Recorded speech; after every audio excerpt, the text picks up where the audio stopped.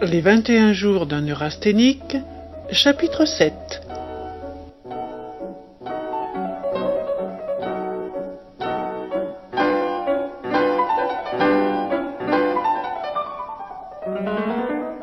Et voici Maître Dubuis.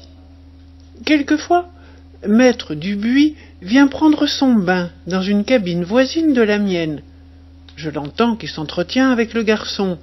Il dit « Il ne m'appartient pas, des personnes plus autorisées. » Et j'ajoute « Mon bain est froid. » Et j'ajoute « Pas assez sulfureux. » Nous sommes à un tournant de l'histoire, et qu'on me permette cette expression, à un virage dangereux de l'humanité. L'honneur de l'armée, Bétolo, ces écrivains imprescriptibles. Il dit encore bien d'autres choses aussi admirables. Même dans la plus humble fonction de ses plus humbles organes, il reste orateur et s'affirme éloquent. Un souvenir déjà lointain m'obsède. C'était au fameux procès de la Société des métaux, un procès oublié aujourd'hui, car tout s'oublie. Maître Dubuis, avocat considérable, dont la tête glabre et bise semble être taillée dans la même matière que son nom, défendait, je crois, Monsieur Secrétan. Et voici ce qu'il dit. « Messieurs, on nous reproche, tranchons le mot, on nous accuse d'avoir accaparé les cuivres. Les cuivres, messieurs. Sardonique. Accusation étrange en vérité. » Il se dandine et regarde hardiment, bien en face, le ministère public. Foudroyante accusation, n'est-ce pas? Mais, messieurs, je vais, dis-je, d'un seul mot. Il bouscule sa serviette bondée de paperasse. Je vais, dis-je, d'un seul mot, réduire en poussière. Il frappe avec force sur la barre. Anéantir, dissiper les arguments sans valeur de nos adversaires. Les soi-disant calculs, les soi-disant preuves, entassés à plaisir par l'organe du ministère public. Subitement calme et bref. Une simple comparaison suffira. Une pause. Il se balance un instant, relève d'un geste vif jusqu'à l'aisselle les plis flottants de sa manche, tend vers le plafond son index levé, se penche sur la barre, ployant en deux son corps par un mouvement de guignol.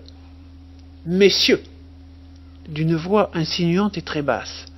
« Un laboureur !» d'une voix plus accentuée et convaincue.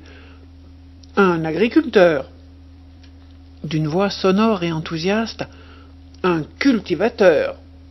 d'une voix tonnante. « Un paysan !» Une pause. L'index levé tourbillonne dans l'air, frémit, s'arrête, puis peu à peu se déploie par mouvements saccadés. « Qui sème son blé ?» enflant graduellement la voix. « Qui fauche son blé ?» Qui récolte son blé, qui bat son blé, qui engrange son blé. La voix a atteint son maximum d'intensité. Elle faiblit et retombe comme brisée à des registres sourds. Oui, messieurs, peut-on dire, même jeu que précédemment, que ce paysan, ce cultivateur, cet agriculteur, ce laboureur, même jeu encore, qui a semé ce blé, qui a récolté ce blé, qui a battu ce blé, qui a engrangé ce blé. Oui, je le demande à toutes les consciences honnêtes. Peut-on dire que ce cultivateur, que cet agriculteur, que ce laboureur, que ce paysan ait accaparé ce blé qu'il a semé, qu'il a fauché, qu'il a récolté, qu'il a engrangé, ce blé qui est sa sueur, et permettez-moi de le dire ici sans crainte, comme sans faiblesse, son sang? Non, messieurs.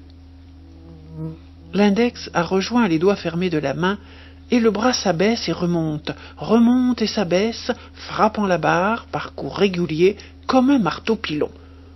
On ne peut pas le dire, on ne doit pas le dire, on ne le dira pas.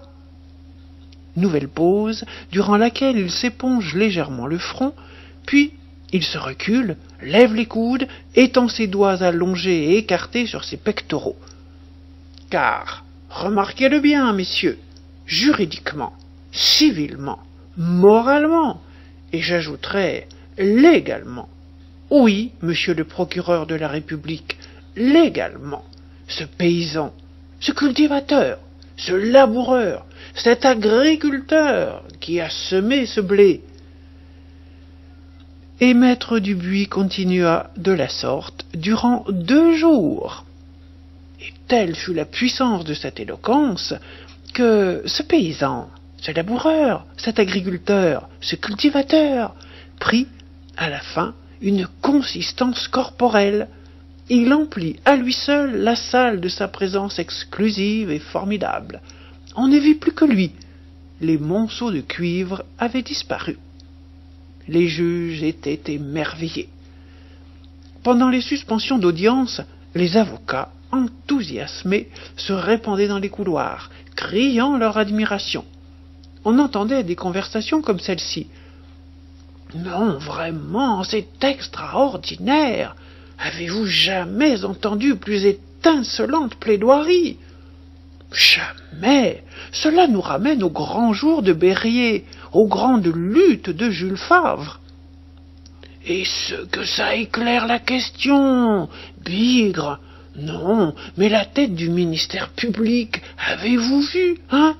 Croyez-vous qu'il s'amuse, le ministère public? » Et les accusés, réconfortés, prenaient des airs inflexibles d'accusateurs. Maître Dubuis, quelques semaines après, était nommé bâtonnier par acclamation.